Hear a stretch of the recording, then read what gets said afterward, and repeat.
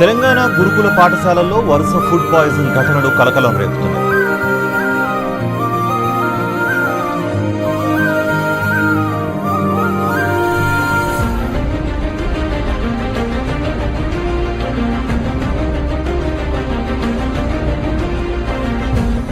Dosapadu BC బాలికల గురుకులంలో విద్యార్థి మృతి చెందడం కలకలం రేపింది.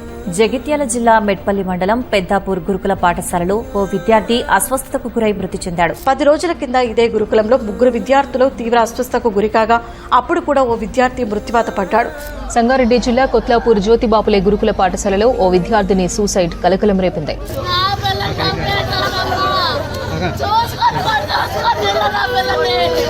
బడిలో పాఠాలు నేర్చుకోవాల్సిన చిన్నారిని విషాహారం కబళించింది. శైలజ అనే విద్యార్థిని 21 రోజుల పాటు ఆసుపత్రిలో చికిత్స పొందుతూ మృత్యువాత పడింది.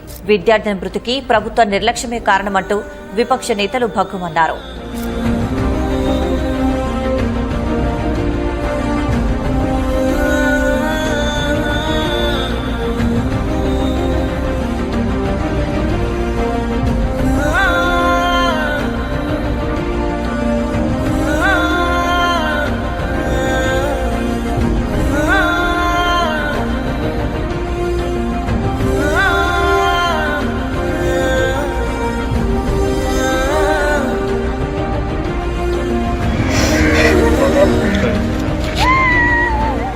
ఏమైంది బేటా నువ్వెందుకు ఒకసారి అనిపిస్తుంది మేము బాధలు ఎవరికి చెప్పుకోలేవు, మాకు అర్థం వచ్చినాం కదా. మళ్ళీ అన్నం ఆకలి అవుతుంది పెట్టండి అంటే ఎన్నిసార్లు తింటారు, బిచ్చపోలని అంటారు.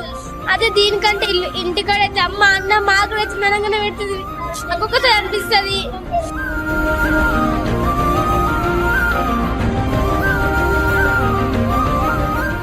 ఈ గురుకులాల విషయంలో సర్కారు అవలంబిస్తున్న తీరు ఖచ్చితంగా చూస్తుంటే గురుకులాలను నిర్వీర్యం చేయాలనే ఒక కుట్ర మాత్రం జరుగుతుందని అనిపిస్తోంది.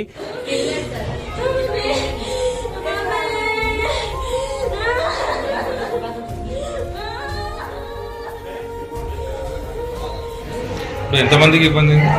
15 మెంబర్స్ కి ఏమైంది? అంతటా ఇదే కథ. దినాం గురుకులం పిల్లలు రోడ్ల మీద కత్తనే ఉన్నారు. మా అన్నంలో పురుగులు వస్తున్నాయి, కూరల బల్లులు తిరుగుతున్నాయి, క్లాస్ రూమ్ లకు పాములు వస్తున్నాయి, వంట రూమ్లన్నీ కంపు అవుతున్నాయి, కరెంట్ ఉంటలేదు, సార్లు ఉంటలేరు, అండేటోళ్లు కనబడతలేరు. అసలైతే కొందరు పిల్లలు పాములు గరిచి కూడా చచ్చిపోయిర్రు. ఇంకో జాగల తినే తిండి ఎటమటమై ప్రాణాలు కూడా పోయినాయి. పిల్లలను పట్టించుకునేటోళ్లే లేరు. ఎంత ఘోరముల ఇది.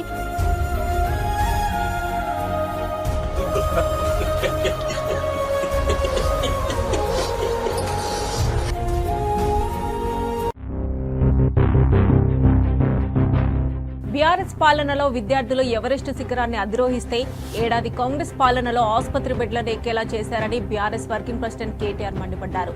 పేద ప్రజల పేద పిల్లల ప్రాణాలు కోల్పోవడానికి ఈ ప్రభుత్వం ఖచ్చితంగా కారణమైంది. ఇవి మామూలు మరణాలు కావు. ఇవి ఖచ్చితంగా ప్రభుత్వ నిర్లక్ష్యం వల్ల జరిగిన హత్యలుగానే మేము భావిస్తా ఉన్నాం. గురుకుల పాఠశాలల్లో ఉండే పరిస్థితుల పట్ల ముఖ్యమంత్రి రేవంత్ రెడ్డి ఈ రోజు వరకు ఒక సమీక్షా సమావేశాన్ని కూడా నిర్వహించని మాట వాస్తవం. లక్షలాదిగా ఉన్న పేద పిల్లల కుటుంబాల తరపున ప్రభుత్వాన్ని తప్పకుండా నిలదీస్తాం. ప్రభుత్వాన్ని తప్పకుండా ఈ విషయంలో శాసనసభలో కూడా 100% చీల్చి చెండాడుతామనే మాట కూడా మీకు నేను తెలియజేస్తా ఉన్నాను. బీఆర్ఎస్ వర్కింగ్ ప్రెసిడెంట్ కేటీఆర్ పిలుపు మేరకు రాష్ట్ర వ్యాప్తంగా గురుకుల బాట కొనసాగుతోంది.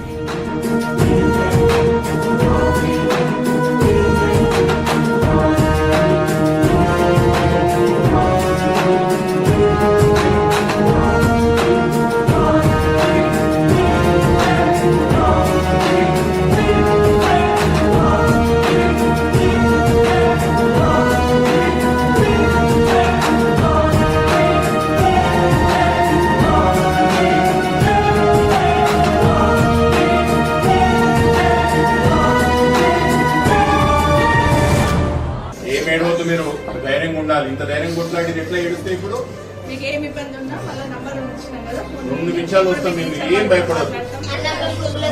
అన్నంలో పురుగులు వస్తాయా? పురుగులు వచ్చినాయని అడిగితే ఏమంటారు? రాష్ట్ర వ్యాప్తంగా భారత రాష్ట్ర సమితి విద్యార్థి విభాగం గురుకులాల బాట పట్టింది. ఆదిలాబాద్ జిల్లాలో బీఆర్ఎస్ విద్యార్థి విభాగ నాయకులను పోలీసులు అరెస్టు చేయడం స్వల్ప వాగ్వాదం చోటు చేసుకుంది. మేము ఈ విద్యాలయాలను రక్షించుకోవడానికి వచ్చినాం. ఈ బిడ్డల ప్రాణాలు మేము కాపాడుకునే బాధ్యత తెలంగాణ సమాజం మీద ఉంది. ఆ తెలంగాణ సమాజానికి అగ్రగామి శక్తిగా ఉండి కాపాడుకునే బాధ్యత బీఆర్ఎస్ పార్టీ మీద ఉన్నది. గత కొద్ది కాలంగా సంక్షేమ వసతి గృహాలు ఏవైతున్నాయో వాటి ఆలన పాలన చూసుకుంటూ లేకుండా పోయింది. ఇప్పటికీ 36 మంది పిల్లలు గత 8 నెలల్లో మృత్యువాత పడ్డారు. కొంతమంది ఆత్మహత్య చేసుకున్నారు భువనగిరి హాస్టల్లో, 2 అమ్మాయిలు. అదే మాదిరిగా ఇట్లా దురదృష్టవశాత్తు పాము కాట్లు, కల్తీ ఆహారం, ఇన్ని రకాల సంఘటనలు జరగడం అనేది నిజంగా కూడా బాధాకరం. వీళ్ళంతా మన పిల్లలు. తెలంగాణలో వరుస ఫుడ్ పాయిజనింగ్ ఘటనలపై ప్రభుత్వం అలర్ట్ అయింది. పరిస్థితుల్ని స్వయంగా అంచనా వేయడానికి ఇవాళ ముఖ్యమంత్రి రేవంత్ రెడ్డి సంక్షేమ హాస్టళ్లలో తనిఖీ చేపట్టనున్నారు.